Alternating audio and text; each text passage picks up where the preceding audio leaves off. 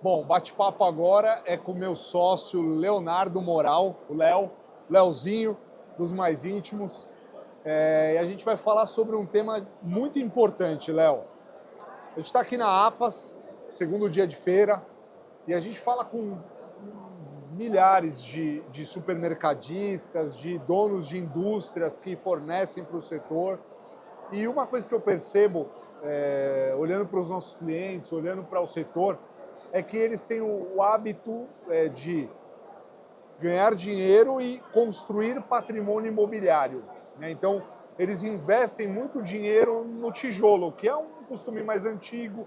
O setor é um setor tradicional. Eu brinco muitas vezes que muitos deles têm aquele perfil do feirante que evoluiu, que deu certo e virou um supermercadista, não desmerecendo o feirante, porque tem muito feirante com patrimônio gigantesco, conheço alguns, mas o supermercadista ele tem esse hábito de o dinheiro que ganhou investe no tijolo, compra casa, constrói casa, patrimônio imobiliário. E aí, muitas vezes a gente percebe que esse patrimônio imobiliário ele está desprotegido, correndo risco, porque a operação em si do supermercado, a operação de varejo, ela traz risco trabalhista, risco tributário, risco de diversas outras maneiras com consumidores. E você é um cara que é da área civil, é o coordenador da nossa área civil e societária, conhece muito do setor imobiliário, que já advogou para grandes construtoras, e hoje você está muito focado nessa questão de estruturação patrimonial, de proteção patrimonial, viajando para fora do Brasil para construir estratégias tributárias e fiscais que deem proteção patrimonial para os nossos clientes. E aí eu quero saber qual que é a sua visão, o que você enxerga do que tem acontecido desse perfil do supermercadista em relação a patrimônio imobiliário. Quais são os gargalos que você vê no seu dia a dia? Um dos principais gargalos é justamente essa situação do empresário não fazer o feijão com arroz, que é separar o patrimônio da operação, né?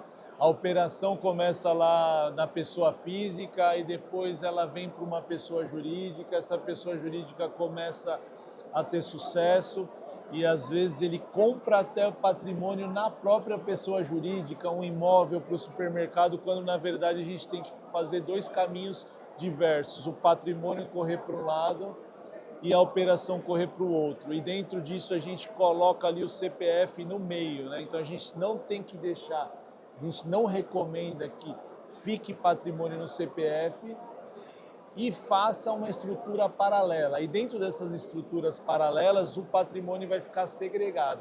Porque a principal vantagem e a função da pessoa jurídica, que é a empresa, é você segregar o patrimônio pessoal da empresa. E agora a gente faz a segregação pessoal da empresa e o pessoal patrimonial da empresa.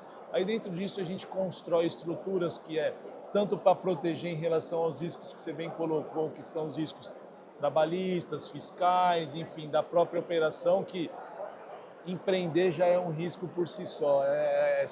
Abriu a porta, está correndo risco. Acordou de manhã, está correndo risco. Você já começa com uma conta negativa e essa conta tem que ser protegida dentro do positivo que você já criou. E aí, com isso, muitos empresários investem em patrimônio imobilizado, que são os imóveis, compram na pessoa física e assim, isso além de ficar desprotegido, às vezes acarreta numa tributação maior, porque ele não tem que colocar isso dentro da empresa e não pagar aluguel, ele tem que colocar dentro de uma pessoa física, essa pessoa física vai para a jurídica e dessa jurídica ela faz uma triangulação para essa operação aí, ganhando até aluguel, protegendo o patrimônio e segregando uma situação da outra. E diante disso, inclusive, além da gente proteger, a gente faz a sucessão, né? A gente já faz um planejamento sucessório, que aí o empresário já pode trazer cláusulas dentro dessa empresa que vão ser donas do imóvel para filhos, enfim, já deixar ajustado para não ter inventário. A gente está diante de uma reforma tributária cheia de inseguranças e com grande possibilidade de majoração de tributos, e com isso a gente organizando, fazendo esse planejamento, além de a gente deixar estruturado para a família que está por vir, que vai seguir aí a próxima geração dentro do supermercado, a gente diminui o risco e ainda traz uma carga tributária mais favorável. Eu vou agora pegar isso tudo que você falou, que está extremamente correto, e eu vou picar isso em algumas perguntas que eu vou te fazer. Primeira coisa que você falou foi, eles compram patrimônio imobiliário no CPF e na própria operação, no CNPJ do próprio mercado. A gente estava conversando ontem aqui com 2 empresários do setor supermercadista da Bahia, e aí eu fiz uma pergunta para eles. Vocês pagam aluguel para pessoa física ou jurídica? Não, a gente não paga aluguel. Por que você não paga? Não, porque a loja é nossa, está no nome do mercado. E aí você falou muito de risco. Que risco é esse, Léo? Exatamente. Explica isso de uma maneira bem didática para quem está nos ouvindo e nos assistindo, entender que risco que ele corre quando ele faz isso, de colocar na pessoa física e principalmente no CNPJ da loja dele. Sim, Que risco ele está correndo? Um dos principais riscos que tem hoje na operação, além da situação do passivo tributário, é o passivo trabalhista. E dentro dessa situação de você colocar um imóvel ou um patrimônio que seja dentro da sua pessoa jurídica operação, é que para qualquer dívida esse próprio imóvel vai ser penhorado. Óbvio que existem possibilidades de penhorar a caixa, mas enfim, o ideal é que esse patrimônio imobilizado entre dentro de uma empresa paralela, haja aí um contrato de locação, até porque o supermercado, como a gente fala, não sei se você vai entrar nesse ponto, a questão do regime tributário mais adequado é o lucro real, e com a locação pro próprio supermercado você já tem benefícios além de segurança e economia tributária. Perfeito. Não vou falar de regime porque eu já bati esse papo com o Gustavo ali, falando de contabilidade, de regime, mas isso é óbvio. O supermercado que está no lucro presumido ou está fazendo coisa errada ou está perdendo muito dinheiro. No Simples Nacional, temos que olhar o faturamento dele, mas o correto é ele estar no lucro real, porque vai pagar menos imposto, vai ter muito mais possibilidade de lucro do que ele teria nos outros regimes. Voltando para o tema da estruturação, do planejamento patrimonial. Quando a gente fala de... já entendi que eu não posso colocar o imóvel na pessoa física e nem na jurídica da minha operação. Ou seja, eu não compro uma casa, um apartamento, a loja no nome do supermercado. Porque isso traz risco de ser penhorado num processo trabalhista, num processo fiscal ou num processo que eu deva para algum fornecedor. E aí eu tenho visto muita gente falando que holding é a solução. E aí você vê, a contabilidade do cliente vai lá, abre uma empresa no nome dele, coloca o imóvel dentro dessa empresa, faz uma transferência do imóvel para dentro dessa empresa e fala, tá blindado o seu patrimônio. Eu odeio essa palavra blindada, mas eu queria saber a sua opinião. O que você acha disso? Para mim também eu não sou de acordo com esse termo de blindagem, porque assim, é uma situação... Óbvio que você criou uma camada de proteção por jogar dentro de uma empresa, mas nem por isso você está blindado, você está um pouco mais protegido. E dentro dessas proteções existem outros mecanismos, até offshores, que são empresas fora do... Mas isso não é coisa errada, fazer offshore? Não. Empresa fora do Brasil não é coisa errada? Não tem nada de coisa errada, não é? Muito pelo contrário, é uma camada de proteção a maior que vai trazer, dependendo do tamanho e da necessidade aí do risco ou até mesmo da operação do empresário, a gente consegue fazer um planejamento sucessório bem interessante, inteligente, mais barato, com pagamento de imposto a maior, e nada disso vai estar tido ou vai ser considerado como uma ilicitude ou uma ilegalidade. Isso está tudo dentro da legalidade, conforme a legislação permite. Isso é possível e a gente tem feito muito. Na verdade, é recomendado. Você falou de planejamento sucessório. Hoje, quando eu falo de sucessão, automaticamente a gente percebe que muitas vezes a pessoa constrói um patrimônio, morre, deixa esse patrimônio para os herdeiros e os herdeiros não têm dinheiro para pagar o ITCMD. Em alguns estados o imposto muda, mas é o imposto que incide sobre a transmissão do bem com a causa mortis, né? Sim.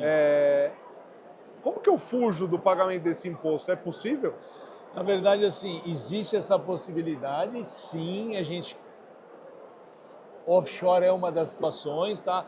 Mas, assim, existem maneiras de você conseguir trazer uma reserva desse patrimônio para pagamento, se assim ele quiser, porque tem empresário que não quer passar para os filhos, porque ele fala, você está me matando? Como assim? Então existem mecanismos de você já reservar uma parte do dinheiro livre de tributação, que são previdências, enfim, que aí na ausência do patriarca ou da matriarca, quem fundou o supermercado, já consegue se deixar algum dinheiro reservado, porque é caro, não é barato, dependendo de cada estado muda a alíquota do imposto, e você consegue trazer uma garantia de pagamento do imposto se quiser, mas se não quiser e antecipar, a gente já consegue antecipar isso, já usar a legislação atual, que a gente vê que talvez seja menor do que a que está por vir, a gente não sabe ainda, tem muita A previsão é que a gente tenha um aumento de alíquota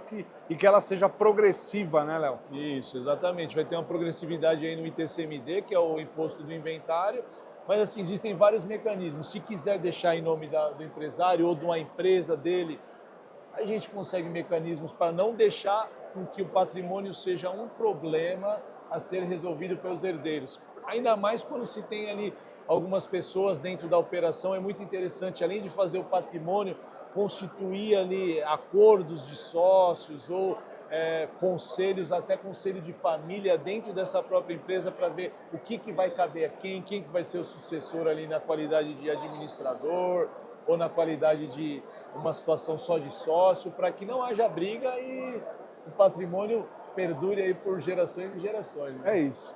Léo, obrigado. Bate-papo rápido, mas muita informação interessante. Desconstrói essa coisa de que eu crio uma holding e está protegido meu patrimônio. Vai muito além disso. Então, o processo todo de proteção patrimonial, de sucessão, né, de planejamento sucessório, ele vai muito além de uma solução rápida da abertura de uma empresa e da transferência de imóveis. E você trouxe isso de uma maneira muito clara, muito objetiva. Eu acho que ficou bastante didático para todo mundo que está nos acompanhando. Obrigado, Léo. Valeu. Valeu, gente. Obrigado. Qualquer dúvida que vocês tiverem, entre em contato com o Leonardo. Vai ser um prazer atender vocês.